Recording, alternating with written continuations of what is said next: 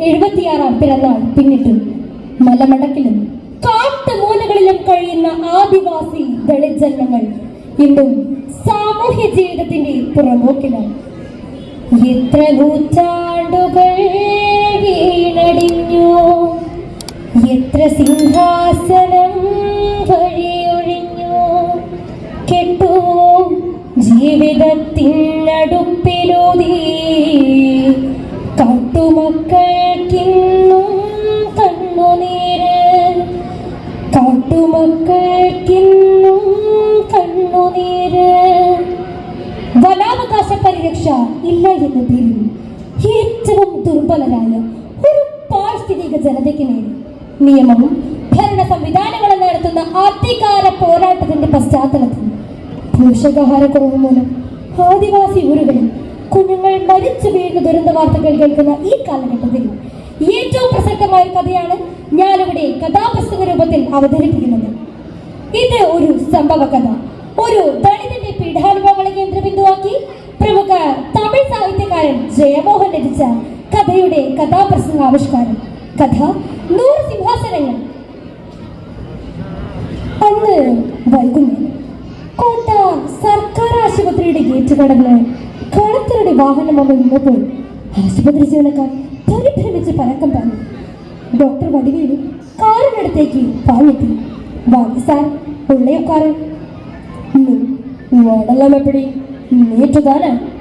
ഇല്ല സാർ, ഏതാവത് complaint? Yes, let me see. ഡോക്ടറോടൊപ്പം കളക്ടറും ആ വാർഡിലേക്ക് കയറി.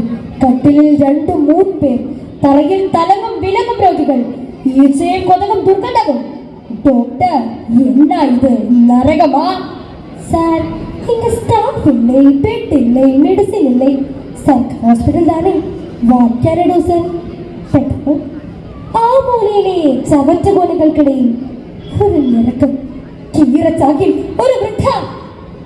മേനിലാകെ വ്രണം നിറഞ്ഞും മൂവിലുയരും നിലവിളിയും വന്യമായേതോ മുരൾച്ചയുടെ കത്തുന്ന കണ്ണും കറുത്ത രൂപം. കളക്ടർ അവരെ സൂക്ഷിച്ചു നോക്കുന്നത് കണ്ട് ഡോക്ടർ പറഞ്ഞു, സാർ, ഇവരെ മുനിസിപ്പാലിറ്റിക്കാരെ കൊണ്ടുവന്ന് തട്ടിയത്.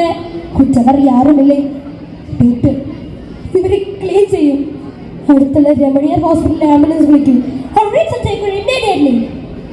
സാർ, ഇവര് உங்களுக்கு ஏதாவது ரிலேட்டிவா? இது அம்மா, எஸ் சொந்த அம்மா. അമ്മാവാ? കടവുളെ! വീട്ടിൽ തിരിച്ചെത്തിയ കളക്ടർ ധർമ്മപാൽ ഒരക്ഷരമിണ്ടാതെ സോഫയിൽ ചാഞ്ഞു കിടന്നു. ഇത് കണ്ട് മോനെ മുഖത്തെടുത്തു വന്ന ഭാര്യ സുധ ചോദിച്ചു, എന്ത് പറ്റി? മോനോട് പോലും ഒന്നും മിണ്ടിയില്ല.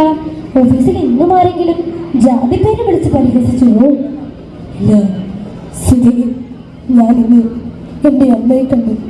സർക്കാർ ആശുപത്രിയിലെ ചവറ്റുകൊലകൾക്കിടയിൽ രമണിയർ ഹോസ്പിറ്റലിലാക്കിയിട്ടുണ്ട്. നില വളരെ മോശമാണ്. വിഷമിക്കാതെ നമ്മൾ പരമാവധി ചെയ്തില്ലേ? 2 വട്ടം കൂട്ടുകൊണ്ട് വന്ന് നിർത്തി.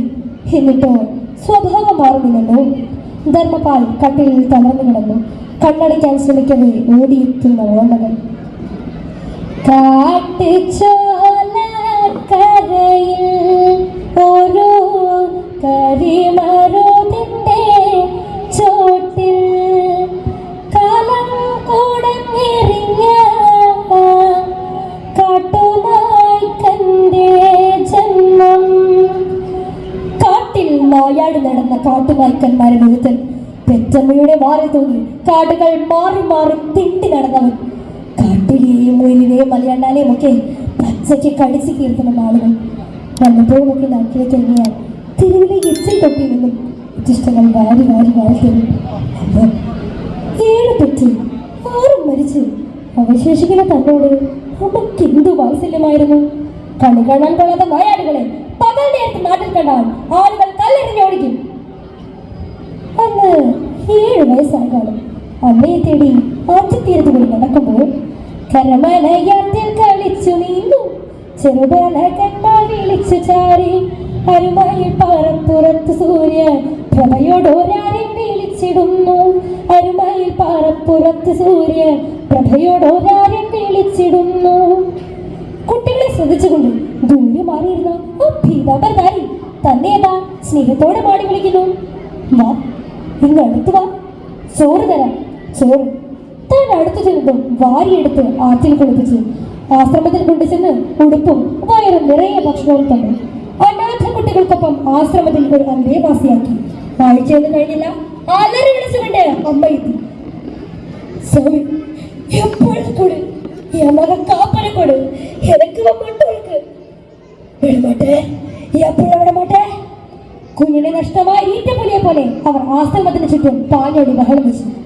അമ്മയുടെ ശല്യം കൂടി വന്നതോടെ സ്വാമി പ്രജാനന്ദ തനിക്ക് ധർമ്മപാൽ എന്ന പേരിട്ട് കോയമ്പത്തൂർക്ക് അയച്ച് പഠിപ്പിച്ചു. മാസാമാസം പണം അയച്ചു തന്നു.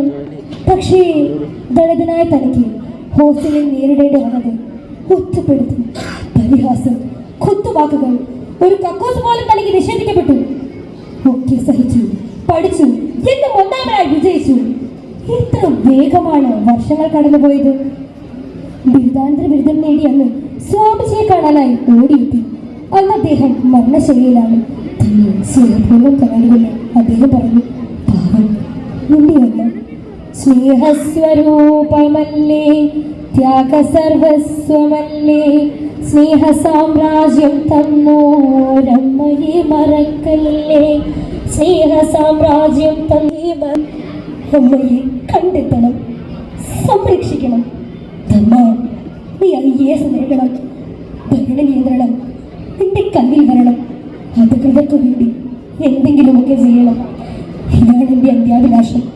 ഇനി കാണാൻ വരണമെന്നില്ല, നന്നായി വരും. സ്വാമി, എൻ്റെ സ്വാമി. അറിയാതെ പൊങ്ങിയ ആ വിളി കേട്ടാണ് ഭാര്യ സുധി എത്തിയത്. ഹലോ, മനോരാജ്യത്തിൽ എനിക്ക് മോനും കൂടെ ഇടുണ്ടാവോ? സുധേ, എന്നെ ഞാനാക്കിയത് നീയാണ്.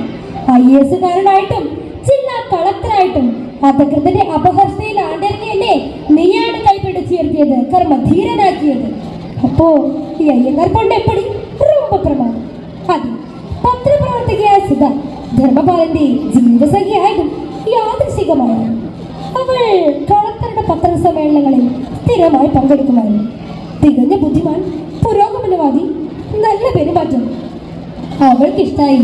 ഒടുവില് തുറന്നങ്ങ് ചോദിച്ചു, കൂടെ വന്നിടും ഞാൻ ഇഷ്ടമല്ലേ, വീടും വെടിഞ്ഞ് വരും നിനക്കായി, ഉത്തരമുന്നവൻ മൂടും മുമ്പേ ഉറ്റവരാകെ ഇളകിയെത്തി.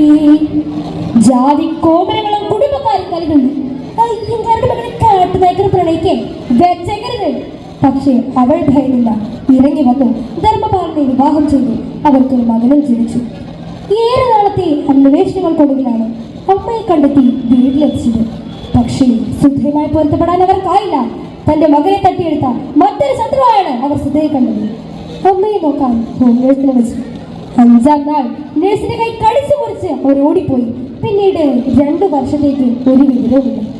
അന്ന് കളക്ടറുടെ ചേംബറിൽ സെമിനാർ നടക്കുകയാണ്. തിങ്ങി നിറഞ്ഞ സദസ്സിൽ പെട്ടു. എവിടെ നിന്നോ പാലെത്തിയ വൃദ്ധ കളക്ടറെ കെട്ടിപ്പിടിച്ചവൾ, കാപ്പാ, ഇന്നൊരു കാട്ടുനായ്ക്കര് കസേരമേൽ ഇരിക്കക്കൂടാതെ ചമ്പളക്കളെ കൊല്ലും.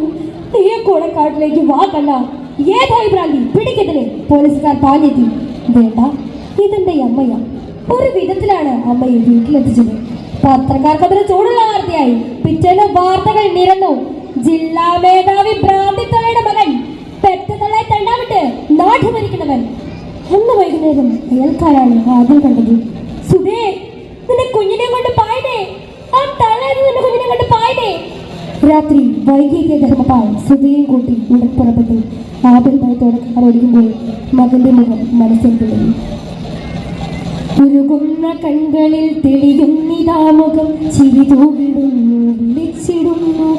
അരുതാത്തൊരായിരം ദുരിത ദൃശ്യങ്ങളാ ഹൃദയത്തിലുയരുന്നു മനമുരുകി, ഹൃദയത്തിലുയരുന്നു മനമുരുകി. ആശങ്കയുടെ മുൾമുനയിൽ കിടന്ന മഴക്കൂറുകൾ കൊണ്ടു അതാ തെരുവിലെ എച്ചിൽ തൊട്ടി നിന്നും അവർ ആ കുഞ്ഞിനെ ചോട്ടുന്നു. സുധ ഒറ്റ കുതിപ്പിന് അവരെ തള്ളിയിട്ട് കുഞ്ഞിനെ കൈക്കലാക്കി. ഒരു മുരൾച്ചയോടെ പിടിച്ചു നോക്കുന്ന അവരെ മകൻ സമ്മാനിച്ചു. പോ, ദൂരെ പോ, എന്റെ അമ്മാവല്ലേ, പോ. ഒഴുകുന്ന കണ്ണീരോടെ ആ വൃദ്ധ വിളിച്ച് നടന്നു. പിന്നീട് 5 വർഷങ്ങൾക്ക് ശേഷമാണ് അമ്മയെ കാണുന്നത് കോട്ട സർക്കാർ ആശുപത്രിയിൽ വെച്ച്. അന്ന് രാത്രി ഫോൺ ശ്രദ്ധിച്ചു. ഹലോ, രമണിയാർ ഹോസ്പിറ്റലിൽ നിന്നാണ്. അവർ പാഞ്ഞെത്തി. അന്ധവിശ്വാസം വലിക്കുന്ന അമ്മയെ മകൻ പൊതുക്കെ തട്ടി വിളിച്ചു. അമ്മ, അമ്മ, അമ്മ. വീട് കെട്ടിയ കണ്ണുകൾ പൊതുക്കെ തുറക്കുന്നു. മോള്, കാപ്പ, ചോര, ചോര, എനിക്ക് ചോര. ആ ചുണ്ടുകൾ വിരപ്പെട്ടു, ശ്വാസഗതി കൂടി. ആ കണ്ണുകൾ മെല്ലെ അടങ്ങി. പാവമമ്മ. ജന്മാന്തരങ്ങളിൽ കർമ്മബന്ധങ്ങളിൽ പുണ്യഹർഷം അമ്മ. ഒരു പൂവു നൽകുവാൻ ഒരു വസന്തം തരും സ്നേഹസ്വരൂപിണി അമ്മ. ത്യാഗമൂർത്തി അമ്മ. പ്രിയ, പുതിയ പകിട്ടുകൾക്ക് പിന്നാലെ പായാതെ പഴയ ആധാരങ്ങളിലും മാമൂലുകളിലും അഭിരമിക്കുന്ന അധകൃത സമൂഹത്തെ കരം പിടിച്ചുയർത്താൻ കാലത്തിന്റെ ഇടനാഴികളിൽ 100 സിംഹാസനങ്ങൾ ഉയർന്നു വന്നിട്ടും ഫലം കണ്ടില്ല എന്ന ദുഃഖസത്യത്തിന് മുമ്പിൽ വാളയാറിലെ നീതി നിഷേധിക്കപ്പെട്ട സഹോദരികളെ ഓർമ്മിച്ചുകൊണ്ട് എന്റെ കഥ നിങ്ങൾക്ക് മുന്നിൽ സമർപ്പിക്കുന്നു. നന്ദി, നമസ്കാരം.